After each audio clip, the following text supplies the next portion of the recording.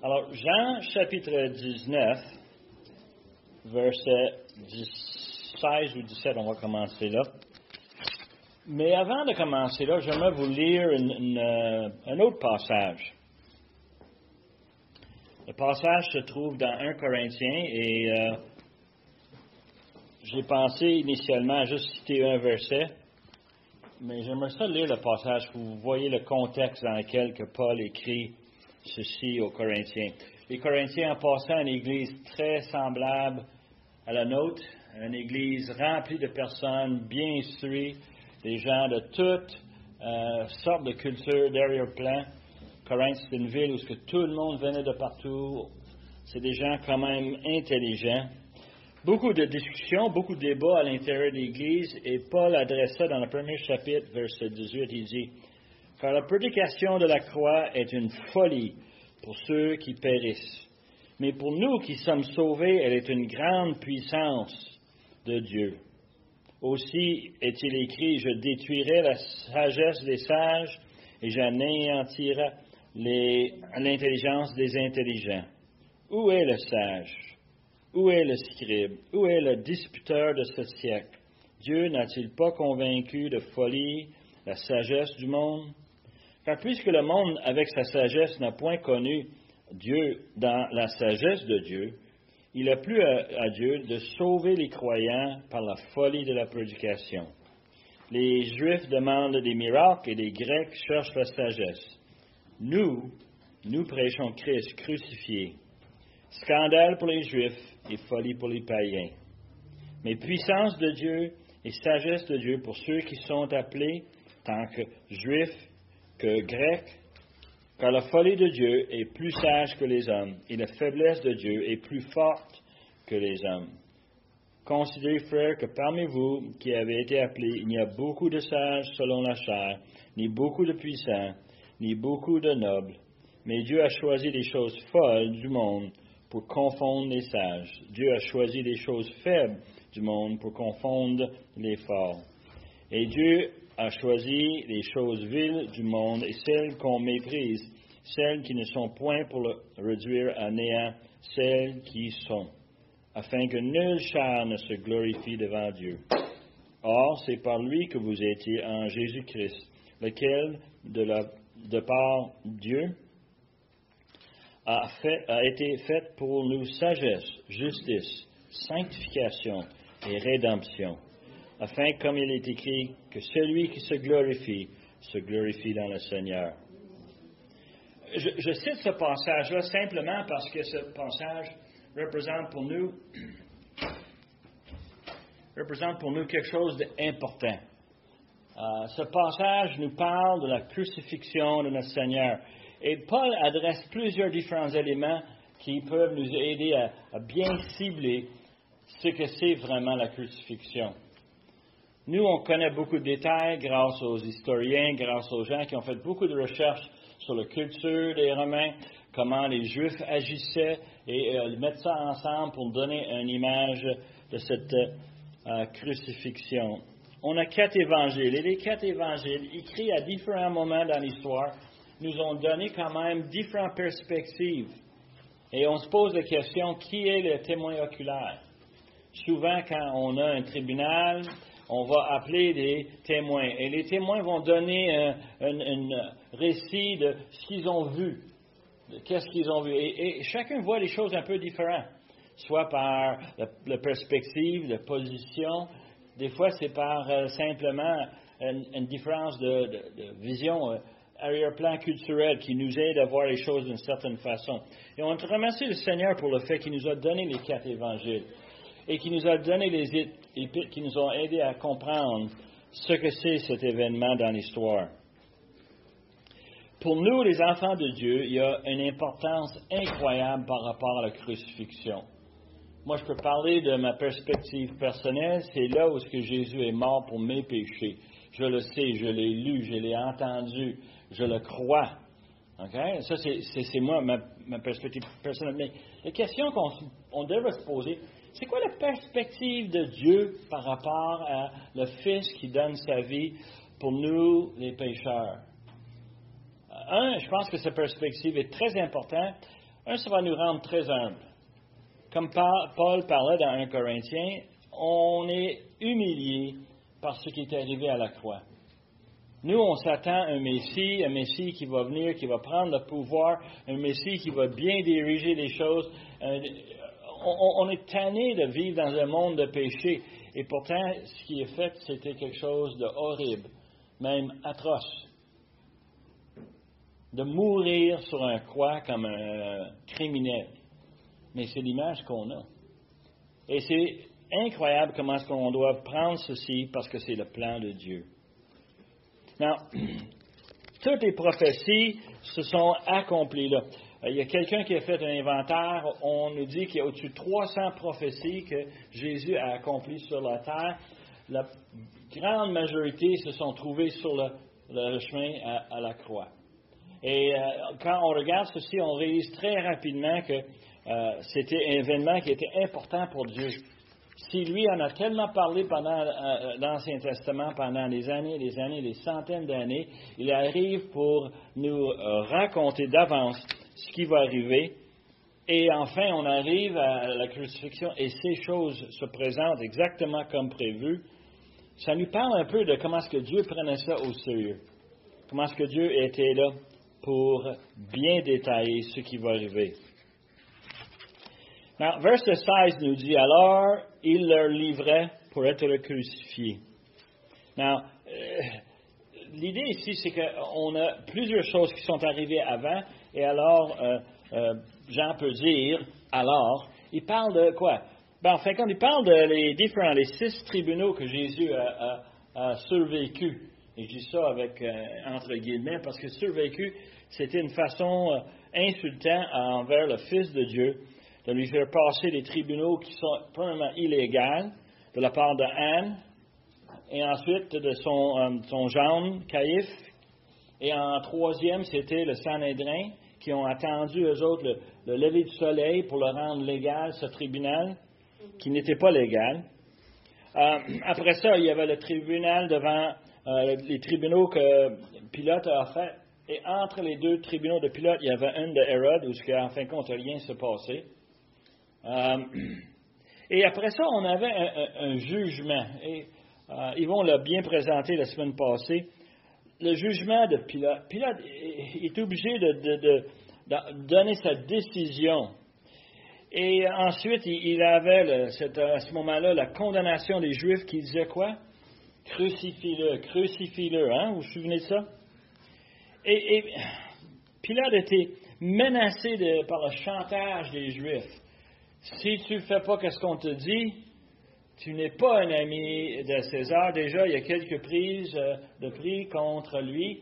Les Juifs avaient déjà eu des situations où ils ont relevé la colère de César contre Pilate. Et Pilate, il sait qu'il n'y a pas beaucoup de liberté, pas beaucoup de jeu. Il est menacé par les Juifs. Et malgré tout cela, si on décompte le nombre de fois que Pilate a introduit Jésus comme étant, quoi? Innocent. 6 fois. 6 fois à travers les différents passages. À chaque fois, Pilate arrive à la même conclusion. Il n'y a rien. Les gars, vous voulez l'accuser de quoi? Comment vous le prouvez? Vous n'êtes pas capable de prouver. Vous n'avez pas de témoin. Et à chaque fois, Pilate est obligé de dire, je ne trouve rien de mal avec cet homme.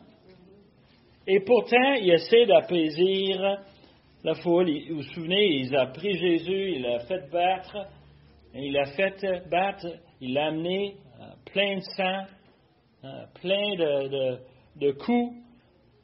Et même avec ça, il s'espérait que les Juifs auraient été satisfaits. Non. Crucifie-le, donne-nous Barabbas, le voleur, l'homme, le tueur.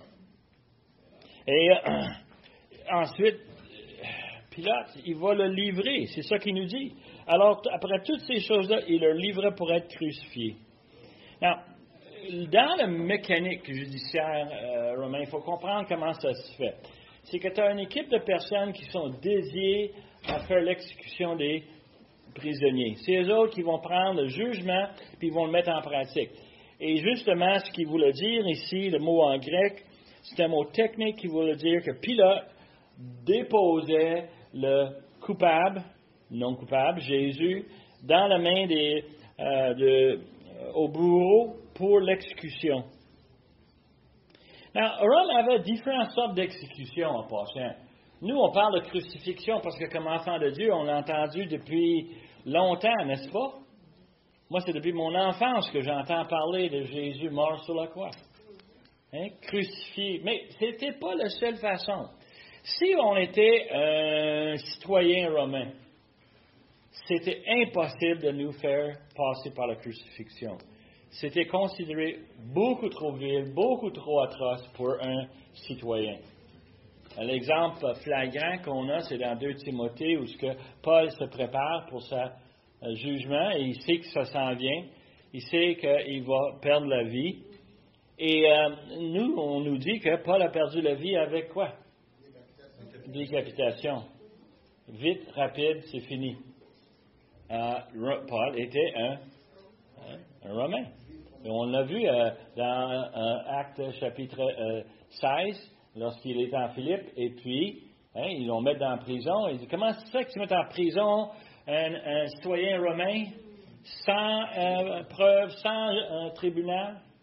Hey, ils avaient peur, parce qu'on ne traite pas les citoyens de même. Ils avaient d'autres façons de faire l'exécution, mais celle que les Romains préféraient pour les non-citoyens, c'était la crucifixion. C'était un jugement qui était pénible, beaucoup de douleur, beaucoup de souffrance, et on veut que quelqu'un qui a fait un crime qui souffre, c'est ça qu'on désire, n'est-ce pas? La vengeance en dedans de nous, on dit qu'il paye sa part. Alors l'idée, c'est que c'est douloureux. C'était très long. Normalement, une crucifixion durait environ 3 jours, et des fois même plus.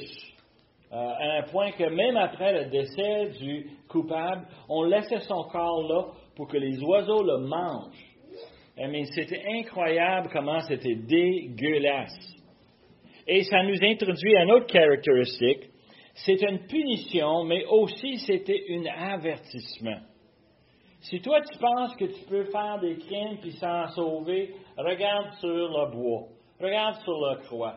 Tu vas voir qu'est-ce qui arrive à celui qui trahit l'Empire romain, celui qui vole ou qui viole les lois romaines. J'ai vu que la crucifixion n'était pas seulement sur la montagne, c'était au bord du chemin. Les gens marchaient sur le chemin romain, ils voyaient des gens crucifiés. Et justement ça, on voyait que c'était public. Roy, c'était là pour démontrer, quand tu passais avec tes commissions, tu allais faire l'épicerie et tu passais devant les croix. Et en la Palestine, il y en avait des croix. Il y a des historiens qui nous disent qu'en Israël, il était difficile de trouver un arbre.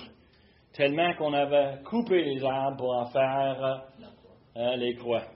Et on ne le plaçait pas sur une montagne, pas dans un petit boisé. On mettait ça, eux autres, dans une place respectueuse. Non, public, exposé. Le prisonnier était dérobé, déshabillé complètement, tout nu. Il était mis suspendu et tout le monde le voyait en passant. Tout le monde savait qu'est-ce que ça voulait dire. C'était un avertissement et ça aidait à garder la population en ligne. Tu sais qu'est-ce qui va arriver, right, Jacques? So, on se tient, on ne dévie pas. Non, s'ils veulent qu'on ne marche pas là, on va marcher par là. Non, on ne cherche pas le trouble. Et on avait vraiment peur de Rome à cause de cet exemple. L'autre chose qu'on nous disait, c'est qu'ils l'amenèrent. Right? Et ils l'amenèrent pour le faire crucifier. C'est spécial un peu quand on pense à notre Seigneur Jésus. On le dirigeait vers sa crucifixion. En passant, pour le Juif de ce temps-là, pour le Romain de ce temps-là, ce n'était pas la norme. On ne dirigeait pas un criminel. On ne l'amène pas à sa crucifixion. D'habitude, il faut le traîner. OK? Il ne va pas volontairement. Il va résister. Il va crier. Il va tout faire pour pas aller. C'était un véritable spectacle quand quelqu'un se faisait crucifier. Et normalement, ça prenait des soldats. Les soldats étaient typiquement équipés avec évidemment des épées, mais aussi ils avaient des longues des lances et ils poussaient le criminel. Et ça ne prenait pas un soldat, mais plusieurs qui l'entouraient, qui poussaient parce qu'ils ne voulaient pas se rendre pour la crucifixion. C'est extrêmement normal. Quand tu penses à celui qui est désespéré, il sait où est-ce que ça s'en va, il va perdre sa vie, puis d'une façon extrêmement douloureuse, très prolongée. Et tu peux imaginer, mais celui-ci était différent. On l'emmenait. On allait devant lui. Et normalement, quand on amenait un prisonnier, on amenait dans le système judiciaire, la compréhension de la justice romaine, c'était qu'on amène un criminel et qu'est-ce qu'on fait? C'est qu'on met un soldat en avant de lui avec une enseigne, une affiche qui affichait le crime pour lequel il était pour être puni. Alors, c'était un événement. On nous dit que le Romain pensait que c'était une dernière forme de justice parce que si quelqu'un avait un témoignage pour le défendre, il avait encore la chance d'arrêter la procession et de dire « C'est pas vrai, je l'ai vu, il l'a pas fait. » Il n'y a pas un de ces chats-là qui se sont présentés pour notre Seigneur Jésus. On l'amenait, c'était une longue procession, on l'amenait lui, on amenait les autres brigands, on va en parler d'eux autres, et on amenait ces gens-là à cette place pour être crucifiés. Alors Jésus, il faut que tu y penses, c'est très typique. Il était prisonnier, il était déjà très battu. On nous dit que la façon qu'ils l'ont battu, qu'ils l'ont fouetté, on avait des bons pourcentages des criminels qui ne survécurent pas ce traitement. Les fouettes, ils vont nous la présenter avec des morceaux de métal ou d'os dans le bout, et ça déchirait la peau, ça déchirait les muscles. C'était vraiment violent. Et Jésus est là plein de sang, plein de corps déchirés. Il est faible, il souffre, et il va volontairement, sans être poussé. On l'amène. On le dirige vers le Golgotha. Now, il faut comprendre ce qui passe dans la tête de notre Seigneur. Il est un homme parfait. Il n'a jamais rien fait de mal à personne. Jamais. Il est sans péché. Et pourtant, on le traite comme le pire des criminels. On le traîne et on l'a battu. On l'amène pour la mort. Et lui, il fait ça d'une façon volontaire. Et il faut comprendre que ça, c'est tellement important à cet événement. Dans les 4 évangiles, on a un récit détaillé de ce qui est arrivé à ce jour-là. Et pourtant, Jésus le fait volontaire. Et on sait, en lisant l'Écriture, c'est parce que quoi? Parce qu'il voulait obéir à son Père.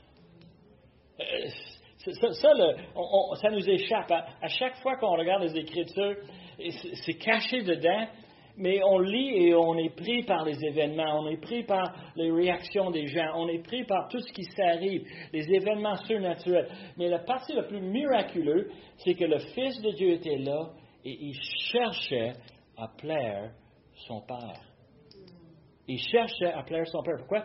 Parce que son Père a un plan. Et il sait que le plan de son Père est quoi? Parfait.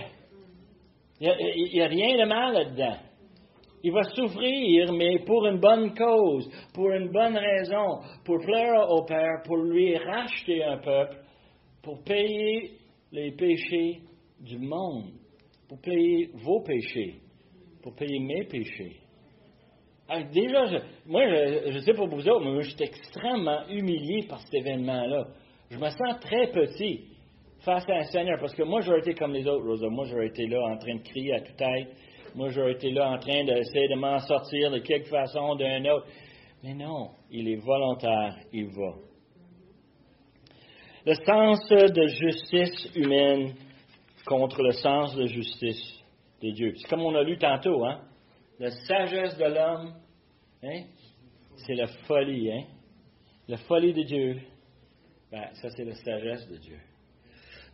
Jésus, portant sa croix, arriva au lieu de craindre. Petit détail, on a souvent les images, on les voit, une grande croix sur l'épaule. C'était pas exactement comme ça que ça marchait. Il y avait un système qui était rodé. Ça faisait pas la première fois qu'eux autres ils allaient faire la crucifixion. Les Romains avaient un système bien organisé. Ils avaient déjà un endroit réservé pour la crucifixion. Ils avaient déjà creusé des trous. Ils avaient déjà planté le montant. Mais ce qui manquait, c'est le traverse. Hein? Et le traverse, on le mettait sur l'épaule de le criminel qui était battu, qui était affaibli. On nous dit que ça pouvait être centaines et plus de livres, peut-être 200 kilos, quelque chose de très, très pesant. Je vois mal comment est-ce que quelqu'un peut le transporter, surtout après tout ce qu'on lui a fait. Et tu peux comprendre pourquoi on a été allé recruter un passant, hein? Simon, hein? Puis, le sirène, exact. Et on l'a mis sur ses épaules. On avait une certaine compassion pour lui. On l'amenait, lui, avec son morceau de bois. On l'arrivait au lieu de craindre. D'autres évangiles nous disent qu'il est sorti pour arriver à Golgotha. Et l'idée, c'est qu'il a quitté la ville. Dans la tradition juive, on ne voulait pas l'amener Jésus en plein centre de l'action, mais on voulait l'amener à l'écart. Mais les Romains, eux autres, étaient beaucoup plus intentionnels. On a mentionné tantôt, on a une place réservée sur un sentier, un chemin qui était fait. Les Romains étaient reconnus pour leur chemin. Et on a placé là un endroit qu'on appelle Golgotha. Dans Golgotha, dans l'hébreu, voulait dire lieu de la crainte. Ouais. Et la première image qu'on a, c'est des gens païens qui ramassaient des crânes, puis ils gardaient là, puis faisaient un tas de crânes. Non, les Juifs ne faisaient pas ça. Les Juifs, ils ne laissaient pas les cadavres là. Eux autres, ils les sortaient de là. Si c'était un criminel, on l'amenait dans le dépotoir, puis on brûlait là, ce qui restait. Si c'était quelqu'un de aimé comme le Seigneur Jésus, on va le descendre, on va l'enterrer comme faux. Non. Beaucoup d'archéologues pensent que c'était parce que la colline où on parle ici, c'est à côté du chemin, c'est élevé assez et que ça va avoir l'air d'une crâne. Un de mes dessins préférés d'enfance, c'est une bande dessinée où le petit garçon décide de faire un bonhomme de neige. Et à la place de faire un bonhomme comme on pense, 3 boules, lui, il a fait une énorme boule et il a mis des petites boules comme des mains à terre et tu vois juste les yeux, comme s'il ressort du sol. Et c'est l'image qu'on a ici. On a une place où ce que ça a l'air comme le crâne de quelqu'un, le dessus de le crâne, on plante les croix là-dessus et tout le monde qui passe regarde en haut puis le voit clairement. Tellement évident, tellement public. En passant, le mot pour ce lieu, okay, on l'appelait en latin Calvarius, qui donne notre mot qu'on a aujourd'hui, on s'en sert en français, hein, le calvaire. Hein, c'est ça que ça veut dire. Ça veut dire, et ça vient de mot latin qui voulait dire la crainte. Et c'est justement la même expression, 2 langues, on arrive à 2 façons à dire la même chose. On semble ici l'amener dehors de la ville, sur la route, une place bien connue, publique. C'est là où il fut crucifié. Verset 18. Et 2 d'entre eux avec lui, un de chaque côté, et Jésus au milieu. Nos petites notes. Le lieu de crâne, les archéologues pensent que c'était une colline qui existe encore à Jérusalem. Devine qu'est-ce qui est juste à côté. C'est la centrale de l'autobus. Tous les autobus en Israël se rendent là. Et moi, quand je lisais ça, en préparant, j'avais un petit sourire en pensant, ben oui, c'est la place principale. Tous les voyageurs passaient par là. Ils ont probablement bâti les routes pour les autobus par-dessus les routes romaines et que c'est bien construit, tout en pierre, on descend là. Et c'est là où notre Seigneur était. Quand même fascinant, hein? Maintenant, c'est un centre pour les taxis. C'est ça. Pour les taxis, où les gens viennent. Quand les touristes arrivent là, ils crient du criard. Ils ne veulent pas, là, ils ne nous aiment pas, nous autres, les touristes, quand on va visiter. On bloque ça? Ah, yeah. Mais la semaine prochaine, on va en parler un petit peu plus encore, parce que c'est quand même fascinant. Les circonstances géographiques, spéciales. Et puis le monde ne veut pas de ça. Ça leur empêche leur commerce. Mais Jésus n'est pas seul. Il est dans le milieu. Il est entre deux brigands condamnés. Luc nous en parle plus. On n'a pas le temps ce matin d'y aller en détail, mais vous connaissez très bien l'histoire, right? Hein? 2 malfaiteurs qui sont là, 2 voleurs. Mais il y en a un qui défend le Seigneur Jésus. Et c'est fascinant quand Luc en parle, il va dire quoi? Il va parler du fait que n'as-tu pas peur de Dieu? Et déjà, ça nous met sur une certaine piste. Le gars, dans ses derniers moments, réalise que sa vie, par rapport à Dieu, c'est pas rose. C'est pas en ligne. Et lui, qu'est-ce qu'il va dire? Il va dire une simple demande à notre Seigneur Jésus. Et moi, je pense que lui aussi était humilié à la croix. Tout nu, attaché à côté du Fils de Dieu. Il dit quoi? Souviens-toi de moi quand tu te rends dans ton royaume. Il est en train de dire quoi? Si tu peux avoir compassion sur moi. Pitié et miséricorde. Parce qu'il n'y a rien que je peux faire. Je peux absolument rien faire. Et moi, je trouve cette histoire tellement importante dans la vie d'un enfant de Dieu. Parce que devine quoi? On est tous des brillants sur la croix. On pense qu'on est fin. On pense qu'on est intelligent. On pense qu'on est capable. On pense qu'on est débrouillard. Non. On est pendus, là, nous aussi. Nos péchés nous attachent, là. C'est un exemple parfait pour certaines religions qui disent que tu t'en vas dans un limbe ou je ne sais pas à quel endroit, mais là, il a dit aujourd'hui même. Aujourd'hui même, hein? Il n'y a pas de limbe, il n'y a pas de toutes ces traditions qui sont pas dans les Écritures. Hein? On le voit à maintes et maintes reprises, on va voir un autre plus tard. C'est facile.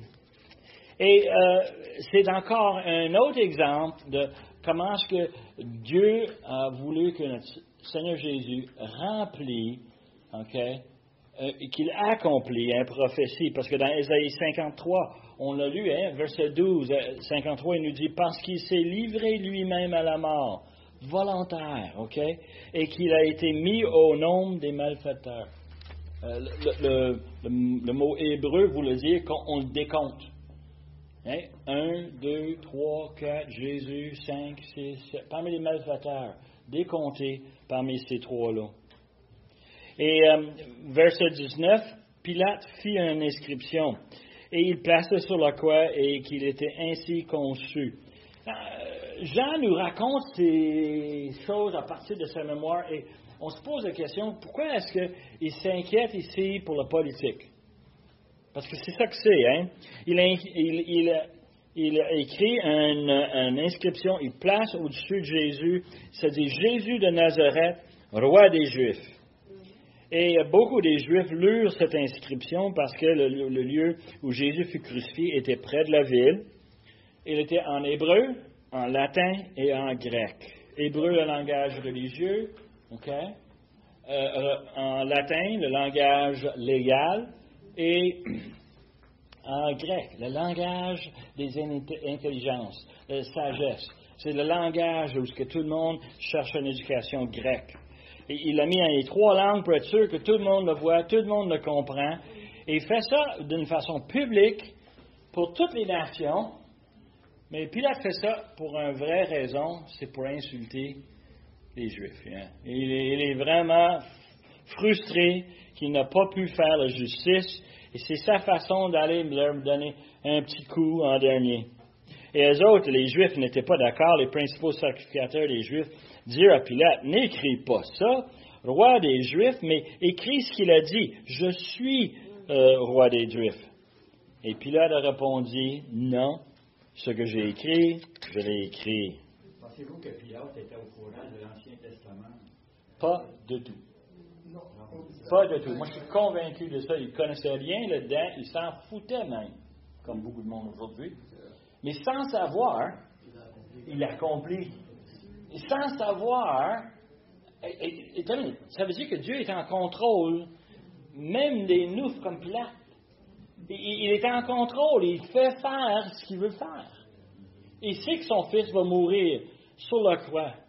Lui, il voulait les donner, Jésus, aux Juifs pour pour que les autres s'en occupent. Les Juifs, leur exécution était d'une façon très simple, très unique.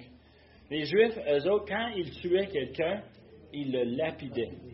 Alfred Edersheim, lui, dans son livre, un livre fantastique, The Life and Times of Jesus Christ the Messiah, c'est un livre de 150 ans à peu près.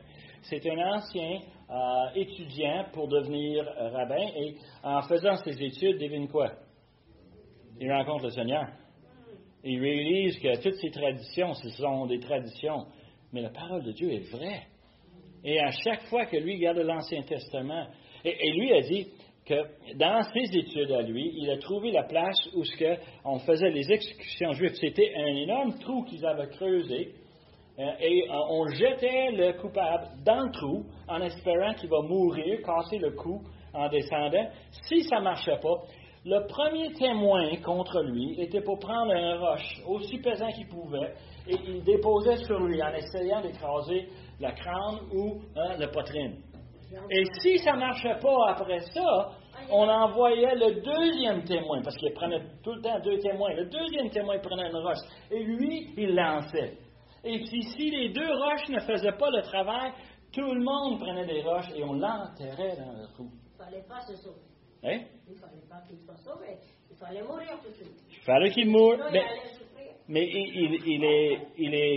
l'exécution se fait en le descendant, en le jetant par terre et en le lapidant. C'est ça le système juif. Mais Dieu voulait pas. Dieu voulait que ce soit une crucifixion. Hein? Parce qu'il parlait de celui qui va être pendu, celui qui va être élevé. Et Jésus lui-même l'a identifié dans Jean 3 lorsqu'il a dit à Nicodème, comme Moïse a élevé le serpent dans le désert, le Fils, il doit être élevé lui aussi. Hein? Alors les soldats, après avoir crucifié Jésus, prirent ses vêtements et ils s'en firent 4 parts. Okay? 1 part pour chaque soldat. Ils prirent aussi sa tunique qui était sans couture, d'un seul tissu, depuis le haut jusqu'en bas, et ils dirent entre eux, ne la déchirons pas, mais tirons au sort à qui elle sera. Cela arrivera afin que s'accomplirait cette parole de l'Écriture. Ils se sont partagés mes vêtements, ils ont tiré au sort ma tunique. Voilà ce que firent les soldats. Petit détail de culture, normalement, tout le monde portait 4 morceaux de vêtements. Des sandales pour les pieds, pour protéger les pieds. D'habitude, il y avait un linge qu'on mettait sur la tête pour protéger la tête du soleil. Deuxièmement, on avait un manteau qu'on mettait par-dessus notre corps.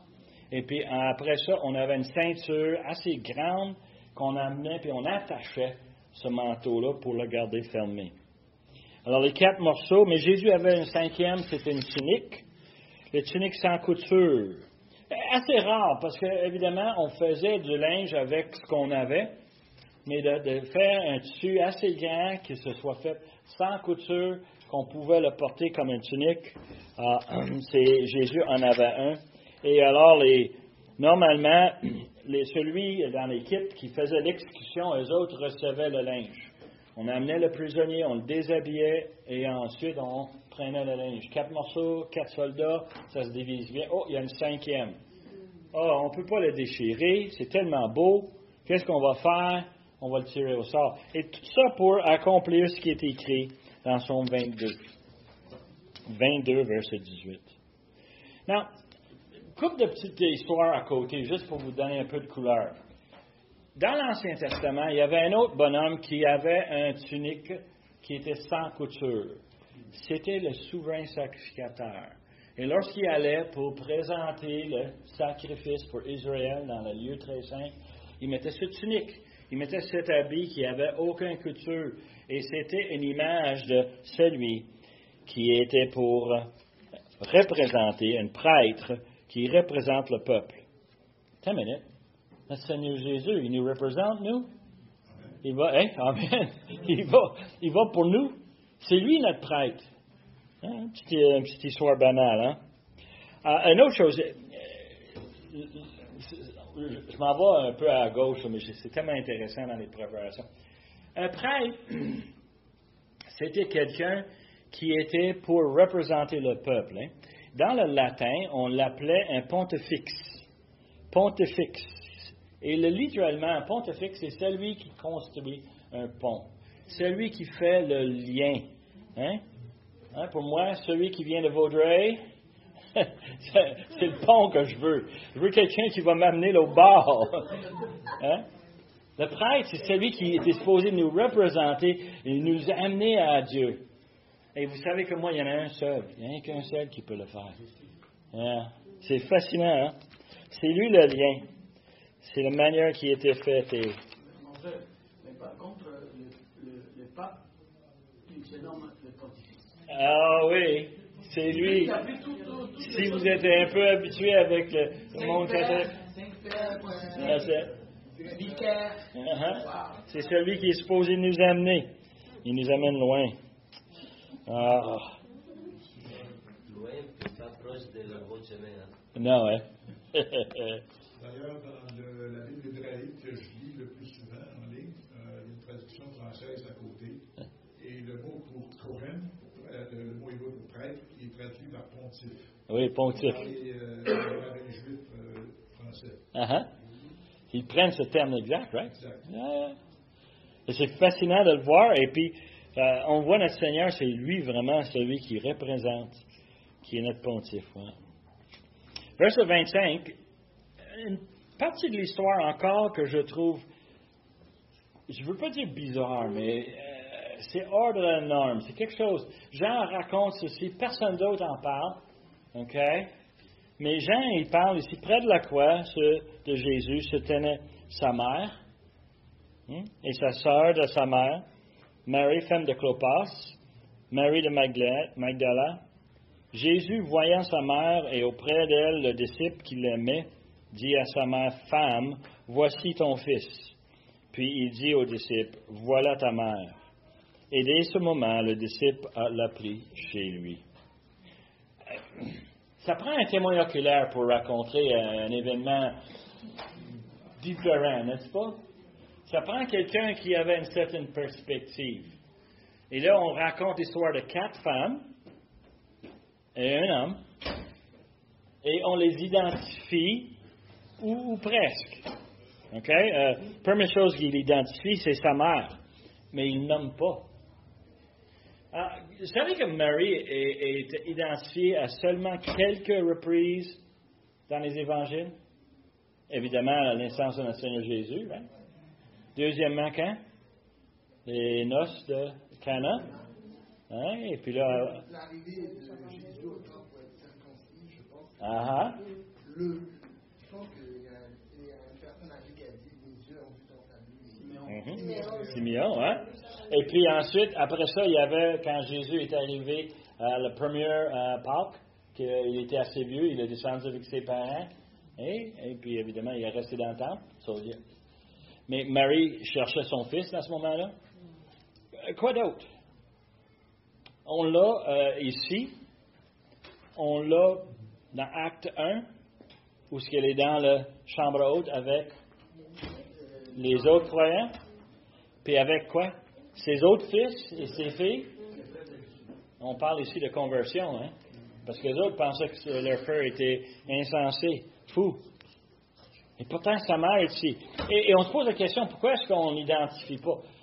Moi, je pense que Dieu a peut-être un sens d'humour, puis aussi une opportunité de nous mettre une petite mention. Marie est importante parce que c'est la mère, mais c'est pas la reine du ciel. C'est pas elle qui a des pouvoirs magiques. Elle est là, puis elle laisse son fils mourir. Moi, je connais les mères, puis les mères, ils ne laissent pas leur fils mourir. On a vu ça, mais il fallait qu'il honore sa mère. Ah oui, amen. Et d'ailleurs, la façon qu'il l'appelle, il dit « Femme, voilà ton fils. Hein? » Et moi, quand je dis ça à mon épouse, elle est insultée. « Femme, amène-moi le manger. Femme, lave le linge. » Jésus parle de sa mère comme une femme. Et c'est une façon respectueuse de dire, tu es quelqu'un d'important, quelqu'un de précieux. Il n'a pas donné un nom qui est méprisé, mais un nom qui est honoré. Et nous, aujourd'hui, on trouve ça insultant, mais dans le temps, c'était un nom qui était vraiment respectueux. Et justement, il dit à elle quoi? je veux m'occuper de toi, mais malheureusement, je suis occupé ici sur la croix. Alors, Jean va s'occuper de toi. Et je pense à l'élément. Il s'identifie ici, l'homme en question, il dit, c'est le disciple qu'il aimait. Jean n'est pas insulté par la demande. Jean est honoré parce que Jésus y met dans sa responsabilité quelqu'un de précieux, ma mère. Ma mère qui m'a suivi, qui m'a occupé de moi quand j'étais petit. C'est important. Et ce qu'on voit ici, c'est une situation très spéciale. Honoré. Les deux. Jean et aussi sa mère. Non, on pense que c'est Jean parce qu'il dit le disciple qui s'aimait. Et c'est un titre qu'on voit dans Jean 13, lorsqu'il penchait sur la poitrine de Jésus. Pierre lui a dit quoi? Mardi, c'est qui le traître? Et on nous dit que c'était le disciple qu'il aimait. Et on a aussi une autre place qui était fascinante.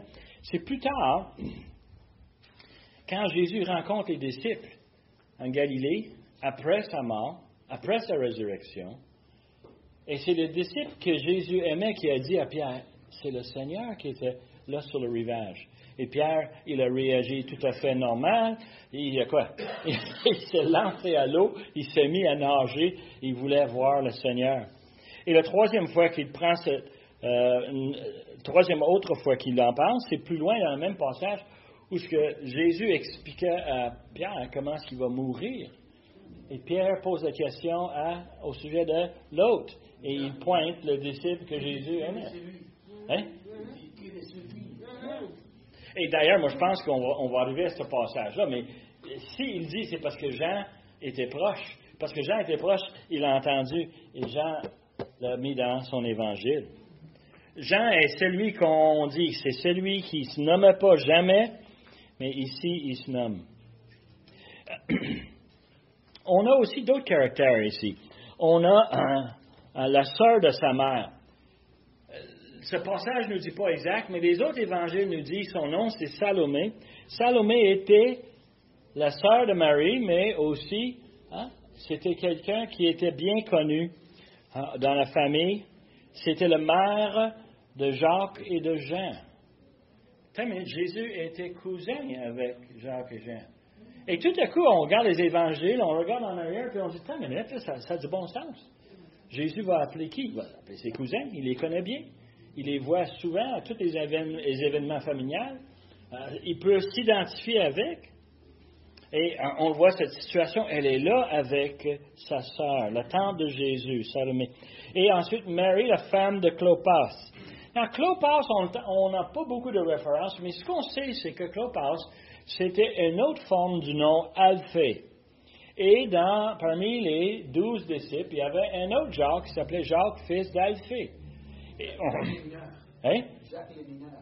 Jacques le mineur, exactement. Pas le grand. Le grand, il a perdu la tête. Yeah. Le grand. Il était évangéliste. Et on lui a enlevé la tête. Hérode l'a pris. Et ensuite, on a Mary Magdala, qu'on a dans les autres passages dans l'Évangile qui nous parle de Mary Magdala, une prostituée qui s'est tournée à suivre le Seigneur, à donner sa vie au Seigneur. On va le voir dans le jardin. Mais on se trouve ces événements seulement ici dans cet Évangile. Et c'est spécial de réaliser, c'est probablement logique, parce que Jean était là. Il était avec sa mère, il était avec sa tante, il était là avec la mère de Jacques le mineur, il était là avec Mary Magdala. Il était témoin oculaire et il ne peut pas s'empêcher de voir cette tendresse, cette affection que Dieu a malgré que son Fils est sur la croix. Il va s'occuper d'eux autres. Now, on arrive à la fin et je vais terminer ici, puis on va continuer la semaine prochaine. Mais verset 28, Jésus, qui savait que tout était déjà consommé, afin que les Écritures fussent accomplies. Il dit, j'ai soif, et il avait une vase pleine de vinaigre. Les soldats en remplir une éponge et l'ayant fixée à une branche d'hysope, l'approcha de sa bouche. Et quand Jésus eut pris le vinaigre, il dit, « Tout est accompli. » Il baissa la tête, il rendait l'esprit. C'est la fin. Quand Jean il termine là, il y a plus de détails dans les autres évangiles, mais il fait ici une référence à Psaume 69, 21. Il nous dit, « Mets du fiel dans ma nourriture, et pour apaiser ma soif, il m'abreuve de vinaigre. » Now, les Romains ils servaient justement le vinaigre en passant pour adoucir la douleur. Ils voulaient que le criminel souffre le plus longtemps possible. Le meilleur, c'est qu'il soit là, qu'il soit là les jours s'il faut, comme avertissement, comme une pancarte. On enlève les douleurs avec le vinaigre et de cette façon-là, il peut endurer encore plus. Mais Jésus, il prit le vinaigre, il dit, « Tout est accompli. » Il baisse la tête et il rendit l'esprit. Le point que je voulais faire cette semaine, c'était que tout est accompli. Il faut comprendre un peu que la crucifixion, ce n'était pas quelque chose qui est arrivé à notre Seigneur, mais c'est quelque chose que Dieu a préparé d'avance pour que notre Seigneur l'accomplit. C'est sa façon. Et moi, quand je lis Ésaïe 53, je ne peux pas faire d'autre chose que de penser à tout ce qui est arrivé à la croix et puis de réaliser que Dieu avait prédit des centaines et des centaines d'années auparavant et Jésus a tout fait pour accomplir. Tout fait pour faire ce que son Père voulait. Bien, ça nous laisse avec quelques observations, et des observations simples. L'accomplissement des Écritures veut dire quoi? Pour vous autres, qu'est-ce que ça veut dire? Quand vous lisez quelque chose et que Dieu le fait, ça dit quoi? L'inspiration. Moi aussi, c'est la première chose que je pense. L'inspiration de la parole de Dieu, c'est vrai. Amen. C'est vrai, on a les évidences. Moi, je suis d'accord avec toi. Ouais. D'autres choses, Charles. La parole qui est inspirée de Dieu. Qui est inspirée de Dieu. Par le Saint-Esprit. C'est le Saint-Esprit qui a fait ce travail-là. On est d'accord? D'autres choses? Je pense que ça nous donne de l'espoir de voir que ça s'accomplit. Moi, comme chrétien, dans 2024, ça me donne de la confiance d'avoir cru en Dieu qui accomplit ses promesses. Alors, si on croit ces choses-là, ce que Roy dit, c'est 100% où ce que ça s'en va. S'il dit ça pour ce qui est arrivé dans l'Ancien Testament, imaginez donc qu'est-ce qui va arriver dans le Nouveau Testament. Et après, c'est nous, ça. Et ça nous donne des garanties de des promesses. L'autre chose que je veux sortir, moi, c'est un élément que chez nous, j'ai passé de temps à un point que les enfants, eux autres, ils roulent les yeux quand papa en parle, mais la souveraineté de Dieu est évidente. C'est pas une situation avec un journaliste qui nous donne un reportage, mais c'est le plan de Dieu. Dieu est en contrôle, il dirige pilotes, il dirige les soldats, il dirige les femmes, il dirige tout le monde dans cet événement. Il n'y a rien ici qui arrive qui n'était pas planifié, qui n'était pas préparé, qui est sous le contrôle de Dieu. Et ça, c'est un autre élément que je trouve fascinant dans les Écritures. Dieu nous donne sa révélation et c'est vrai, c'est inspiré, on a des preuves, mais en même temps, ça démontre encore plus comment Dieu, avant tout, c'est lui qui a un plan merveilleux, c'est lui qui a décidé toutes choses. Et il est souverain dans toutes les choses. Son plan merveilleux qu'il a fait avant la fondation de l'univers pour nous sauver, ce n'est pas un accident. Ce n'est pas un élément ridicule. Il n'était pas obligé de nous sauver. Il n'était pas obligé. Sa justice à lui, c'est que toute l'humanité devrait aller en enfer. C'est par la grâce de Dieu qu'une poignée... Il a choisi une poignée... Qui ne méritait pas plus. Pas plus, ouais. Et justement, qu'on voit ceci, c'est tellement merveilleux, cette grâce. Moi qui est humilié par cet événement, je peux donner gloire à Dieu. Et je peux réjouir. Et on le fait, à tous les fois qu'on est ensemble, on chante des cantiques. On est tellement excités pour savoir. C'est ridicule pour le monde, mais pour nous, c'est tellement important. Tellement sage. C'était incroyable. Alors, on va continuer la semaine prochaine et on va regarder un peu en détail comment on va l'enterrer. Mais pour l'instant, terminons avec un mot de prière. Père éternel, on veut te remercier pour ton plan merveilleux qui nous a donné un espoir, qui nous a donné des preuves de qui tu es, de comment tu te révèles envers nous, comment c'est la vérité et qu'on peut mettre notre confiance là-dessus. Comment tu as envoyé ton Saint-Esprit, inspirer les auteurs et inspirer l'apôtre Jean pour nous donner ce témoignage. Seigneur, ça nous met vraiment chaud au cœur de savoir que tu nous aimes, mais nous, ça nous impressionne comment est-ce que tu es un grand Dieu. Comment toute gloire devrait être donnée à toi pour le fait que tu as tout planifié ça et que tu l'as mis en exécution 100% parfait. Père éternel, on est vraiment gâtés de te connaître. Et on veut que tu prépares nos cœurs maintenant pour l'adoration qui vient. Soit avec le prédicateur, donne-nous, Seigneur, ta parole, donne-nous l'opportunité de louer pour toutes choses. Seigneur, demande ces choses par le nom de Jésus, notre Sauveur et notre Maître. Amen.